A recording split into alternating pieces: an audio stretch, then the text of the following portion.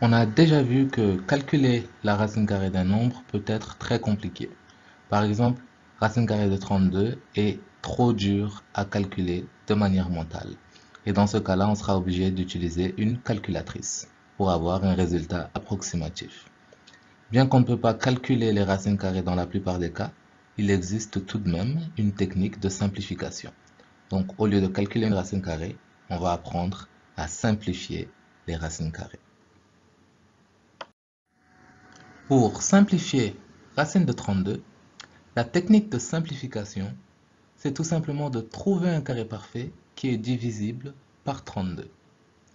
Est-ce que vous pouvez penser à un carré parfait qui est divisible par 32?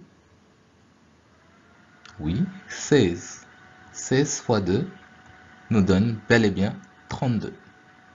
On se souvient maintenant qu'avec les racines carrées, on a le droit de distribuer la multiplication.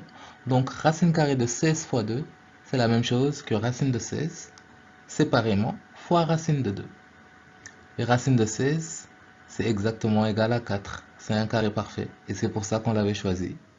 Et donc, racine de 32 peut être simplifiée à 4 racines de 2. Et on appelle 4 racines de 2 la forme simplifiée de racine de 32. Un autre exemple, si on voulait simplifier la racine carrée de 125, eh bien, tout simplement, on trouve un carré parfait qui est divisible par 125.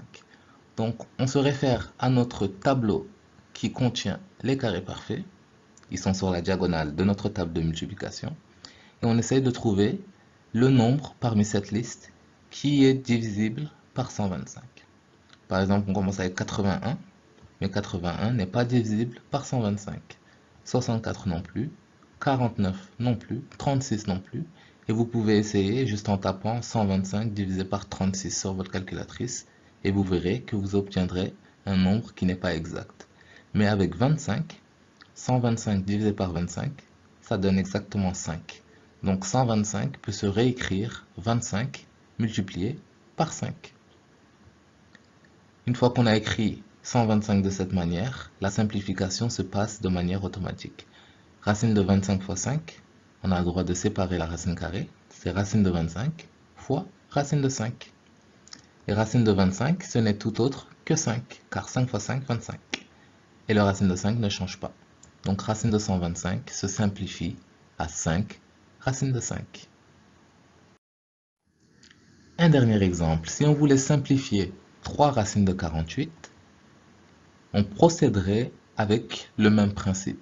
C'est-à-dire, on va trouver un carré parfait qui est divisible par 48. 3 racines de 48, 3 est tout simplement une constante, donc aucun changement à ce niveau. Mais racine carrée de 48, on va essayer de le réécrire à l'aide d'un de nos carrés parfaits. J'ai la liste de mes carrés parfaits ici. On commence avec le carré parfait plus petit que 48, ici 36. Mais 48 divisé par 36 n'est pas un nombre exact. 48 divisé par 25 n'est pas un nombre exact non plus. Mais 48 divisé par 16 me donne exactement 3. Donc je peux réécrire 48 comme 16 multiplié par 3. On va ensuite procéder à la séparation des racines carrées. Racine carrée de 16, c'est exactement égal à 4. Et le 3 va rejoindre le 4 pour nous donner un 12.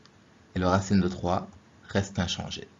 Donc 3 racines carrées de 48, ça se simplifie à 12 racines de 3.